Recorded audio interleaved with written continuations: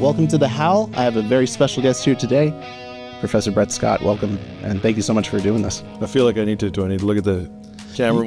Thank you for having me. Absolutely. There's the big cam here, and then there's your personalized cam. Well, thank you for having me. Yeah, it's if you really want to like just deadpan into the audience, look into their soul. Right. And they have to like, whoa, what's going on? No, at your leisure, feel free to play to either one. And sure. It'll be good. I'll break the fourth wall. That's right. As often as we can.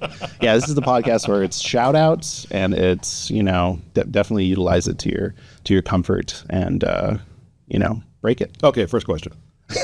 Absolutely. I'll try to get right through it. Let's see. Well, basically, I'm going to be completely honest with you.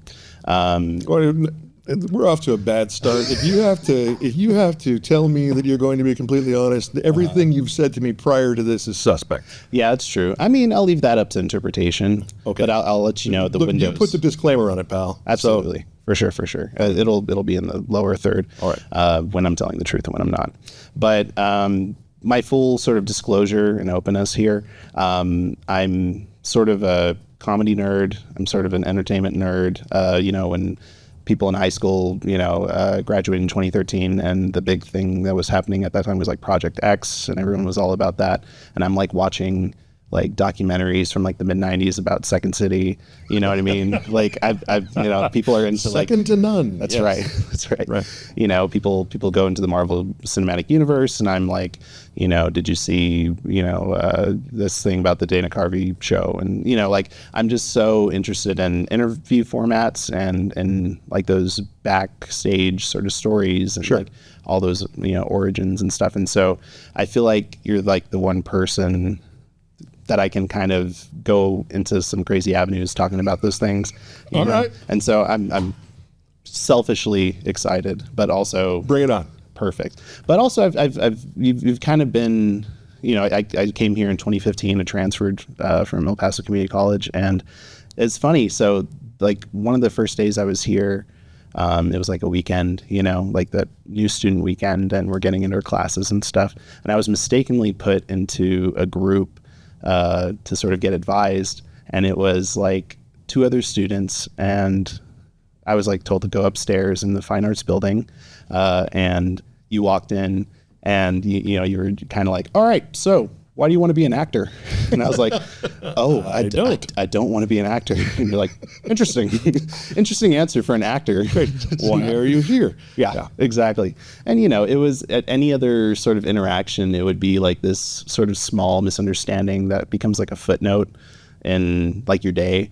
And I don't know, like your presence and the way that you kind of carried the moment, like you were just like, oh, interesting. Okay, so what's your major? I'm like, I want to go into music. You're like, that is not here at all. Go downstairs. You are in entirely the wrong place. Yeah, absolutely. Sorry. How many times have I said that since?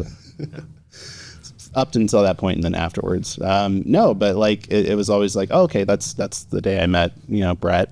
And we had an opportunity this past summer. With the musical Cinderella, and just kind of expounding our interactions in that way. And I'm always like, just always longing to sort of like, where can I get that magic again? So it's nice to have you here and to like a captive audience. All right. Yeah, it's great. Well, thank you for having me. Absolutely. Well, let's go ahead and jump into it. So let's talk early years, Bret Scott. So what were you like as a kid? What was I like as a kid? I grew up 40 miles outside of Tucson, 7 miles down a dirt road, and our nearest neighbor was a mile and a half away and didn't have kids.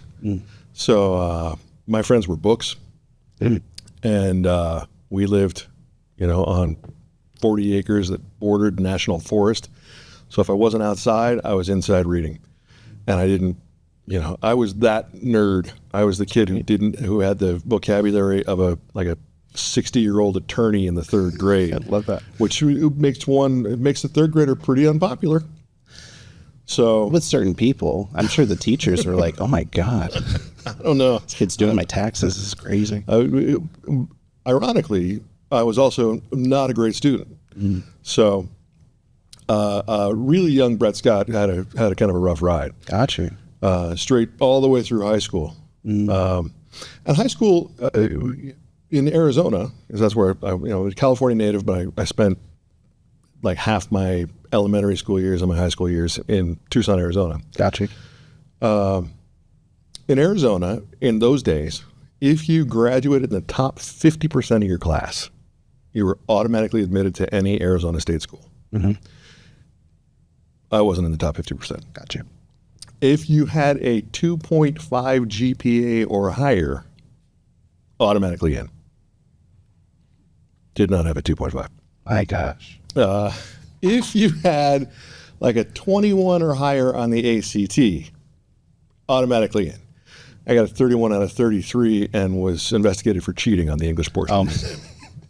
So that's how I kind of skated into college by accident. I see. I wasn't a great student. I was not. I wasn't convinced that. I think I was just egotistical enough to think, what do these people have to teach me? Sure. With a few exceptions.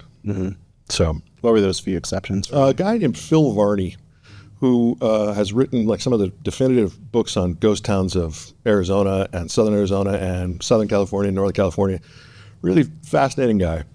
Was the guy who showed me that I might be able to be funny. We used to have to write these personal essays, and as an assignment, he would pick 2 or 3 of them to read out in the class.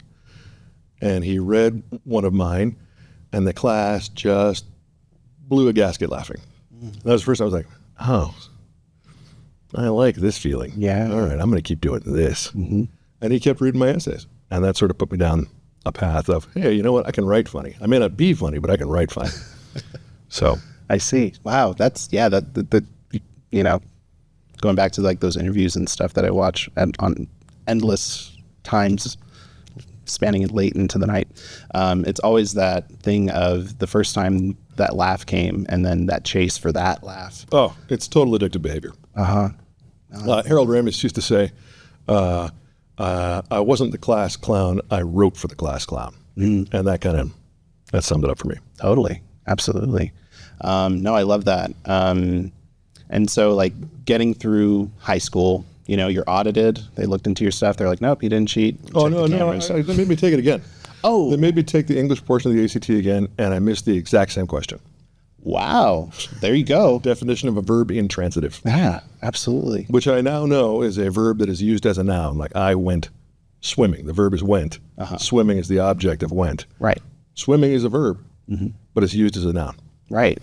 Got you. And so in this case, that would be in this case, now I know the answer. Okay. Got you. I see. I thought that was like a larger thing of like when that happens, it's you're pulling a Bret Scott or something. Bret Scotting. Oh, well, no, because that's still on, I think, let's not get off this grid. Yeah. Like I didn't get a high ACT. But yeah. Yeah. And being a grammar nerd is so cool. So I survived that, and I wasn't entirely convinced I even wanted to go to college. Like I kind of made a last minute decision and took this like, oh, well, if they're going to let me in, all right, I'll go. And then I spent 6.5 years in undergrad. Yeah. Got you. So what kind of, it sounds like there were small interactions where you had a lot of encouragement, especially like as far as like the creative side of things, and like absolutely. Yeah. Mr. Varney kind of helping you out with discovering your love for comedy and love for writing in that way. Through high school, going into college in Arizona, who helped you along the way into getting college? Was it family? Was it any particular teacher, counselor? My parents were benignly disinterested. They were divorced. They were trying to figure out their own lives. It was the 80s. Like everything was a mess. And so I was, in many ways, kind of left to my own devices to figure out how to do this. They were both college graduates, so they had some idea of what was required to graduate. Yeah. But in terms of like actively taking it, like I never went on a college tour or, it was just kind of like, well, it's here in town. I guess I'll go there. Right. And thought I wanted to be a journalist. That lasted about a semester when I discovered, very quick. Let me just roll it back. I'm going to go on the Wayback Machine here. Great. In 1987, the fall of 1987, when I started college, the way you registered for classes was they gave you a stack of 5 IBM punch cards with your name on them. Mm-hmm. And when it was your alphabet letters turn to register, they let you into the basketball stadium. Yeah. And you had to wander around until you found the section that was your class and try and stick your IBM punch card name into the hour and time and day of the class that you wanted. Yeah, okay. Unless that class was full, in which case there was just like they would put like full on a card and just stick it on top. Gotcha. So if there's nothing there, then you have to kind of like wander around and look for some other class that fills your schedule that might even apply. Yeah. And I wasn't equipped to figure any of that. I didn't have any of the strategies for any of this. I was completely lost. So I ended up taking like a junior level logic class that I was completely unqualified for. Gotcha. Freshman comp. I got that. Oh, there you go. And did have prerequisites. When the guy was like, so it says here you're a freshman. Yes, sir. Like, this is not the class for you. And he says this in front of a lecture hall of like 150 people. It's like, okay, thanks. Yeah, not humiliating. Yeah, no, it didn't. It was a rough transition. I was not equipped for it. I promptly dropped out. Came back the following fall after living in Australia for 6 months, and tried being a media major, and that was a little closer, but still not right. I just wasn't serious about being a student. I didn't know what I'd do with a media major. Then there was a couple of really attractive girls that I was interested who were marine biology majors, and that major made a trip. When he took the first marine biology class, he got to go down to Rocky Point, Mexico, and spend like a weekend there for free. Yeah. I was like, wow, attractive women and Rocky Point, this sounds like the major for me. Punch that card. Turns out a lot of science. Whole lot of science. So then he took it really seriously. Sure. Did not do well there. Human. And in between, it turns out that the University of Arizona has had this sketch comedy group called Comedy Corner that played down in the basement of the student union in this dark, smelly little room, like a little cabaret style room with a raised balcony in the back and this tiny little angled stage and a couple of wings, not even a crossover. Mm-hmm. A terrible PA. It was a perfect room to fail in. Yes. Maybe held 250 people. And it had been going since like 1977. Gary Shandling was one of the founding members of this group when he was a flailing comic. Right. And a buddy of mine got into the group and he said, hey, you should come down and see this. And I went and watched the show, and it was, there were moments where it was funny, like genuinely funny. And they attracted a regular audience every Friday. They'd write a show on the weekend, rehearse it Monday, rehearse it Wednesday, hour-long show at lunchtime on Friday, write a new show the next weekend. Yeah. I want to do that. Mm-hmm. And my friend Drew said, come do it. And that became the thing that sort of propelled me along staying in and finishing school. Several of the people in Comedy Corner were also in the theater department. They sort of sucked me into the theater department. And here's where everything changes. About a year in to doing this weekly show, and, kind of percolating along as a student, taking care of general education requirements, like not really serious about any kind of major, the second city comes to town. They find out that we have a sketch comedy group of our own, and they offer to send 2 members of the touring company down to do a little improv workshop with us before their show. And we're like, great. Yeah. And these 2 guys come down, and they teach some improv games. We're not very good at them. In fact, it was pretty god-awful. But they may not have also been the most skilled teachers at that point in their careers either. Remember, when you're in the touring company, you're just kind of starting out. Sure. You're getting seasoned by the road. Right. Yeah.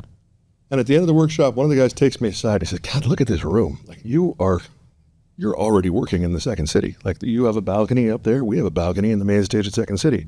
It's dark and small. The shape of this stage is exactly the same shape as the Second City's. It's just a little lower, and there's no crossover. But this is basically, it's really weird. It's just like being in the Second City. And I was like, well, okay, that's cool. Yeah. Sick, bro. Yeah. And then that night I went to see the show. Mm-hmm. And my date was my mom. Okay. And the guy that I had been talking to in the cellar down there in our little performance space is planted in the house right next to me by pure coincidence. And so he's immediately like, hey, listen, I'm supposed to be an audience plant here, so just don't blow it, okay? Like, yeah, okay. What follows is 2 hours of some of the funniest stuff I had ever seen up to that point in my life. Yeah. It was like Saturday Night Live, except funny. Like it was, I mean, it was amazing. Yeah. It was and then I was like, hey, these guys they're getting paid for what I'm doing for free. Yeah. I want to go do that. There you go. And so that's kind of what launched, then became, all right, I'm going to get my theater degree. I'm going to move to Chicago. I'm going to go work for Second City. I'm going to go from Second City to SNL. After SNL, I don't know what's going to happen, but it's going to be pretty cool. Yeah. And about half of that actually happened. Wow. I got my theater degree. I went to work for Second City. I pretty quickly figured out I was never going to be on Saturday Night Live, which is a blessing in some ways, in a lot of ways. Mm-hmm. But it was all really because of a chance meeting with this guy who came down to give us an improv workshop. Yeah. In those days, he was called Steve Colbert. Come on. Yeah, I know. I just dropped a little Paul Harvey on you, right? Yeah. Like, and that man was Abraham Lincoln. Right. Yeah. So amazing.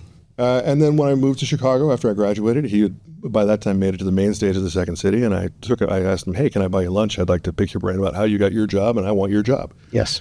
And he sort of became my rabbi through the Second City maze after that. Wow, amazing. I mean, what more, inspiration and sort of connection can you get than that? I mean, that's amazing, really cool, really cool. I just kind of stumbled into it. That's great. Awesome. So kind of. But let me back up for a sec. Uh-huh. It wasn't until I had a goal outside of college. Right. I want to go there. I want to do that. Mm-hmm. That the reason for being in college suddenly became clear. Right.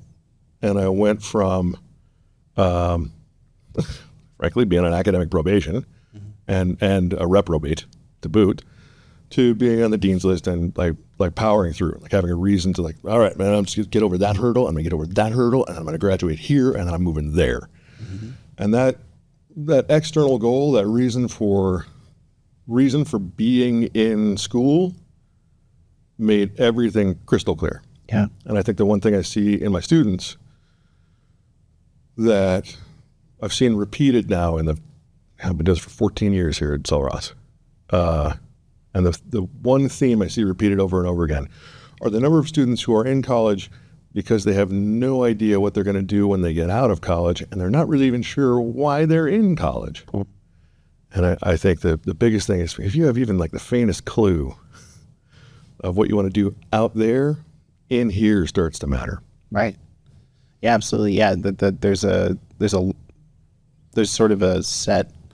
You have an objective kind of set, and you're open to different things as opposed to. I mean, it's such a really cool occurrence in life where there's a defining moment, and then that moment sort of changes the trajectory for you, and absolutely, you just become like you're nothing's going to stop you from doing this, and then everything else sort of improves from that. Yeah, there's so many moments like that. No matter where you go, there's going to be sort of a call to what's going to be your thing. What's going to be your Second City afterwards? What's going to be that? Thing What's the next? What's next? 100%. I love that. That's really cool. Well, after you graduated, and you have your sights set. I'm assuming you're packing some sort of throwing everything into a U-Haul. That's right. Yeah. And moving to Chicago sight unseen. Yeah. In fact, the night before I moved, I rented The Blues Brothers and Backdraft, both of which I'd seen several times before. Yeah. But I didn't rent them to watch the movie. I rented them to look at the backgrounds. Yeah. To try and get some idea of what I was moving into. Sure. Yeah. You're like, okay, so that's what an L train looks like. Okay, all right. I'm sure this is going to look exactly the same as soon as I get there. Be like, I know where I'm going. Yeah. So my first week in Chicago, my dad had given me a little bit of money as like a high school graduation present or college graduation present and a gas card to help pay for my U-Haul. And the gas card he gave me was for a company that did not have any stations between Tucson and Chicago. Gotcha. So all of the cash that he gave me went into the gas tank of this heavy U-Haul. Gotcha. So I arrive in Chicago with about $2.50. Yeah. Like $2.50. I'm staying with some friends. I have hauled all of my stuff out of the U-Haul into their third floor apartment. They're leaving the next day for 3 weeks. Yeah. They have left me in the refrigerator a frozen loaf of sourdough bread and half a bottle of grape jelly. Mm-hmm. I'm in a bad way. Gotcha. And this is the old days, right, where the check is going to come in the mail. There's Right. no Yeah, they're not. right. Nobody's Apple paying Right. at this point. And I have enough money that I could buy a Sunday paper and look for a job because that's where you found jobs in those days. Right. But not enough money to go to the interview. Right. I have enough money that I could ride the L downtown, but then I'd have to walk back. Yeah. I mean, this is grim. Yeah. And a friend of a friend of a friend calls me up and says, "Hey, I hear you need money." I'm like, yeah, I do. Boy, I do. I've been here a couple of days. I'm pretty hungry. The sourdough bread's just about gone. Yeah. And he says, "All right, you're going to go down to Navy Pier. Your job is going to be to serve little bits of chicken marsala to people at this trade show. Wear a tie." Great. I said, "Is this going to pay? Like, I have enough money to get down there." "Oh, it's cash under the table." "Great. I'm there. What time?" And I get there, and my job is literally to walk around to people. "Trey, would you like to try some chicken marsala made with Florio wine sauce?" It's a liquor trade show. Mm-hmm. I'd never been to a liquor trade show before. And I'm looking around, and there's a lot of guys, like Armani suits, gold rings, right?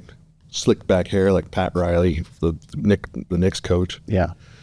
And as a joke, I say to the woman who hired me, it's like, this kind of looks like a mob thing. And a couple of heads just... Yeah. Music stops. And the woman grabs me by the collar and pulls me in. She's like, "Do not say that." Oh, man. And that's when it hits me, like, I'm at a liquor show in Chicago. Of course this is a mob thing. Mm-hmm. Man, I tell you what, I took my $50 under the table and split. I was out of there so fast. Same week, I now have enough money for gas. There you go. So I figure I'll drive around a little bit and see, just kind of get to know the lay of the land. Try and get lost and then find my way back. I got nothing else to do. I don't have a job. Mm-hmm. In short order, I figure out that Chicago has 5 grades of institution. Mm-hmm. There's clubs, pubs, bars, joints, and dives. Yeah. Okay. Uh-huh. Club, a lot of like a velvet rope, right? Line outside, right? Sure. Pub, a lot of brass, a lot of wood, a lot of guys in ties sort of unwinding after a day at the office. Right. Bar, neighborhood establishment. Right. Regular clientele, probably won't get food poisoning. Right. Got you. Right. Joint. Joint is distinguished from a dive by the fact that it usually has the Heileman's Old Style sign out front. Inside, there are no lights. Got you. And if daylight happens to come in, like the vampires inside, are this is the place where professionals go. Right. And will eventually die. This is there are people who probably have never actually left the bar stools. Sure. At the joint. Dive. A dive is recognizable as a bar only by the fact that it has bar, BARR, stapled to the door in cardboard letters. Yes. Right? Inside, maybe there is an actual bar. Sometimes it's just card tables and folding chairs. Right. The liquor license? It's around here somewhere. Maybe. Amigo Lick doesn't come back. And as I'm driving, Chicago has these 6-way intersections, north, south, east, west, and a diagonal. And at rush hour, you'll move 1 car length in like 2 cycles of the lights. Gotcha. Yeah. But it's like 1 more cycle than usual because there's also the diagonal. Sure. So you can be sitting there for a while. And I'm sitting out in front of a dive. This is where I learned like BARR is a dive. Yeah. Yeah. 2 guys come out, both over 6 feet, both bald. One of them has no teeth. I know this because he's smiling. Yeah. And they're shaking hands like they're arm wrestling, right? Yeah. And it's summertime, it's warm, I got the windows down, and I'm about as far away from them as I am from you. Like there's across my driver's seat my little tiny Mazda truck. Yeah. And they're right there on the curb. And as I watch, like guy with teeth cocks back and just roundhouses guy with no teeth. This is 4 o'clock in the afternoon. Sure. They were just cordial. Right. Toothless goes down on the sidewalk. He's crying. And now I know why he doesn't have teeth. Because this is probably not the first time. Yeah. And I like guy with teeth like, and don't come back in. And goes back inside the bar. And the light changes. And I'm like, I'm getting out of here. Yeah. Oh. So I'm just going to stuck there listening to this guy cry for like 2 more cycles of the light. Just unpack everything. Still the same week. Okay? Yeah. Week 1. I'm going to go for a walk. Learn the neighborhood a little better. Yeah. Start walking south down Broadway Avenue, Broadway Boulevard. Unbeknownst to me, this is an area of Chicago known as Boys Town.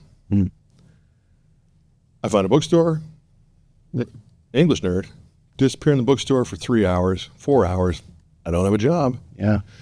In the time that I have gone into the bookstore, between when I've gone in and come out, the Gay Pride Parade has started. It's coming down Broadway against the direction that I have to go back up Broadway. And in 1987, man, Pride was kind of feral. Like they were, as a culture, there was a bunch of angry people who had been closeted for a long time and were really fighting to be seen as equal. And especially in some place like the Midwest, they would come, like people would have to come in from the suburbs, and this was maybe the one day they could really be out. Sure. Right. Right? Yeah. And be who they were on the inside, and then they'd have to go back to the suburbs and go back into the closet. So it's like Mardi Gras gone awry. Yeah. It's a lot. Right? lot of assless chaps. Yes. Right? A lot of topless women, men kissing men, women kissing women, and they're all on floats and screaming, and they're coming right at me. Yeah. And I have to walk upstream against this to get back to, and I'm like a farm boy from Tucson. Like I've never seen anything like I can't believe what happened while I was in the bookstore. And about halfway back to my apartment, up on the 3rd floor fire escape, right there on Broadway, everybody is looking up and applauding. What are we looking at? There's a guy in a grass skirt, no shirt, dancing. And as we watch, another guy comes out completely naked. Okay. And they begin to do it right there on the balcony to the wild cheers and applause of the crowd below. Wow. When I say that, gay pride was aggressive in those days, it was aggressive. Yeah. And all I could do was laugh. Like, I couldn't believe what I was seeing. I'd never seen anything like this, certainly not live in front of me. Yeah. And then I realized I'm laughing at the primary form of sexual expression of most of the people around me. Yeah. Which may identify me as a straight guy. This could get uncomfortable. These people seem a little agitated. Put my head down and just kept walking. Yeah. Right? I feel like definitely live in the city now. Like we just rub farm boy right off my forehead. Yeah. This is all in my first week. It's amazing. You've completely assimilated. Right up until winter hit. Oh, there you go. Yeah. It's a new experience. I hadn't realized I'd moved to the ice planet Hoth. I was sitting on the L platform wearing every article of clothing I owned and felt like I was naked. Like it was just, it was a real, Chicago was a real education. Yeah. People sometimes talk about Second City being grad school for comedy. Chicago was like grad school for life. Right. 100%. Yeah. My gosh. I'm just digesting all of that. That's amazing. Nothing about Alpine. No, nothing like, yeah, you wonder why I'm an Alpine? It's because I've seen enough. For real. You're like, okay. Just look at a map. You're like, is there any people there? No? Okay. Gotcha. Go in there. No, that's harrowing. My gosh. And so, I mean, yeah, you got a bachelor's degree under your belt. Yep. BFA in theater. You've now really useful degree. In 1987, it was really sought after degree. People were looking to hire people with BFAs in theater right out of school. Sure. I mean, it was kind of a job seeker's market. Like I was just batting away job offers left and right. Sure, absolutely. They were coming from far and wide too. I bet. No, you're a marketing degree. Here's how I got a job when I got out of college. Yeah, I did two things. One, I out of the blue, I cold called the general manager of the Goodman Theater. Yeah.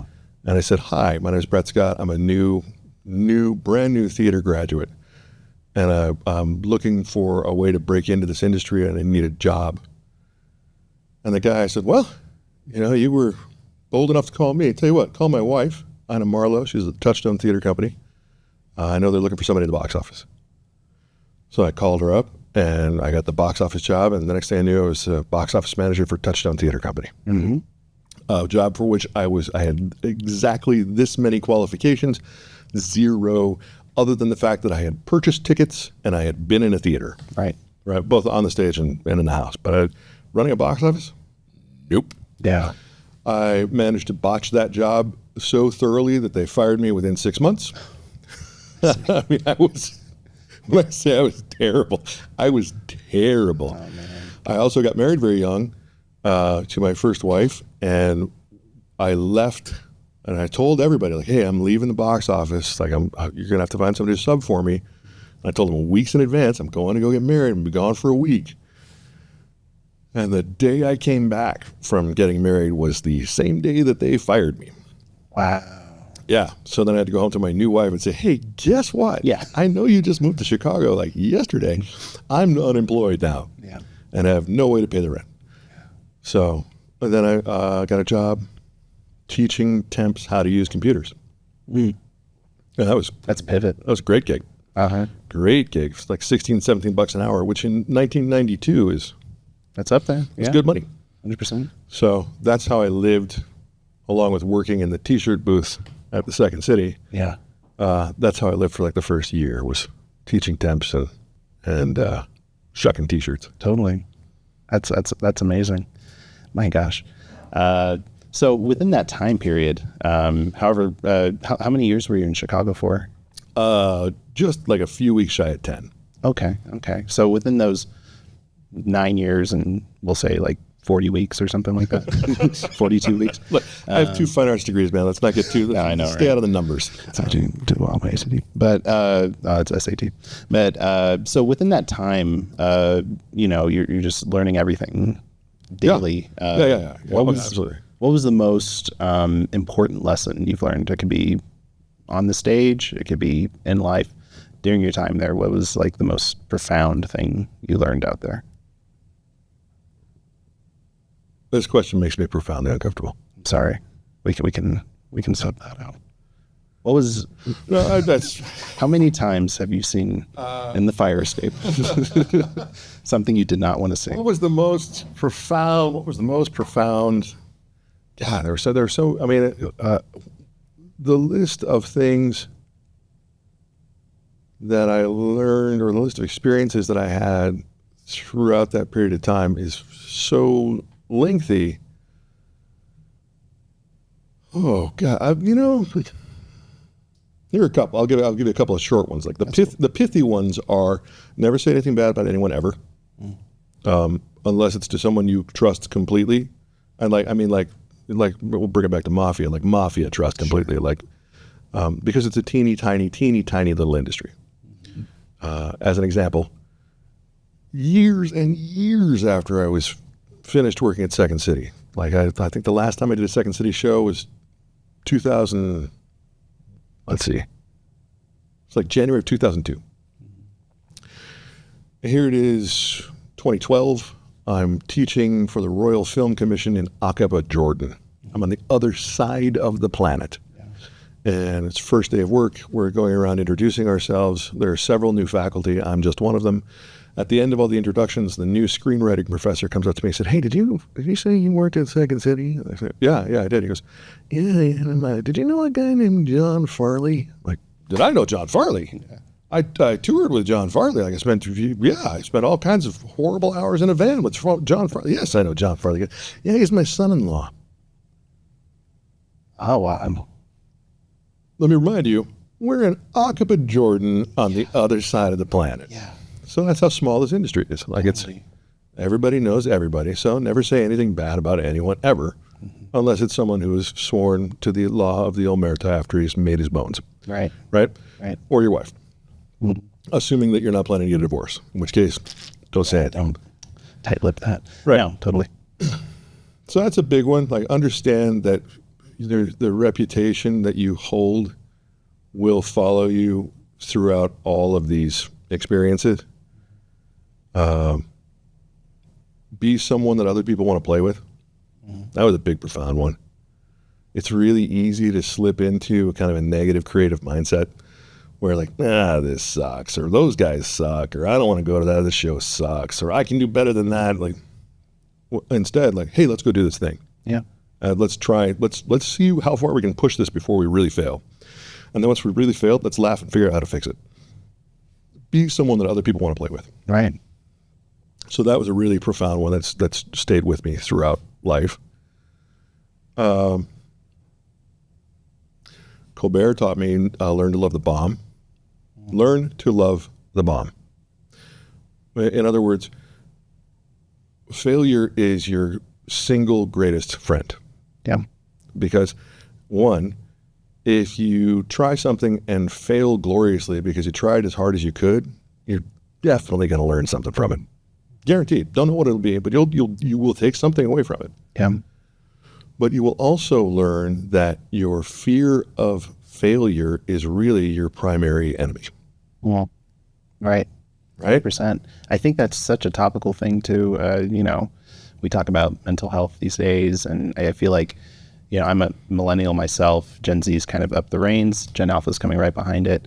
And I've always heard, different sort of avenues that the fear of failure kind of tends, it's a very human thing. Sure. But I feel like that navigates so much of mental capacities and like personality sort of things. And like, I've seen it come up like with students, like just kind of walking around, it becomes this thing of, I don't want the quality of the work that I'm doing to be bad. I don't want anything to sort of be, I want it to be above reproach. I don't want it to be critiqued. Life is iterative. Yeah. Life is iterative. Yeah. Right? You don't do so well with the first kid, have another kid. Try not to screw it up as much. Yeah. As a parent, right? If you don't like the meal that you made, great. Make the meal again. Next time, don't put so much salt in it. Yeah. Life is iterative. You don't like the car you bought? Great. Don't buy that car again. Buy a different brand next time. Right. Life is iterative. It's a marathon disguised as a sprint, and you got plenty of time to reinvent, and you got plenty of time to like, I learned that lesson. We'll be making that mistake again. I'm going to make a brand new mistake over here. And eventually you get so accustomed to making mistakes that the fear of making mistakes no longer becomes a motivating factor. Right. Learn to love the bomb, because that means you learn something. If you are not making mistakes on a consistent basis, you are not risking anything. Mm-hmm. You're stagnating, and then you're going to die. Yeah. Right? It's easy to find a job where you can just punch the clock. At the end of the day, you hang up your apron or whatever, and you walk out. You never think about it. You come back the next day, and you punch the clock. And your day is going to look exactly the same, except for maybe the assholes that you run into. Can I say assholes in this podcast? I think I just said assholes. Well, Bobby's giving us the thumbs up. Okay. We'll use it. Great. Whereas if you have a job where you take risks and where you find yourself being kept awake at night by the possibilities, where there are challenges that you've never encountered, and maybe you fail at this one, but the next one's better, it's so much more rewarding. Mm. Learn to love the bomb. Learn to be okay with failure. You're still going to wake up the next day. You're still going to have to, put your pants on one leg at a time. You're still going to have all the normal problems of any other human, but at least you'll be living a slightly more fulfilled life. Right. Absolutely. I love that. shout out to Colbert on that one. Love the bomb. I get that tattooed on my chest. No, I think that's great. We're going to move on to kind of getting out here and some things, but we're going to take a little break. All right. And we'll be back with Bret Scott.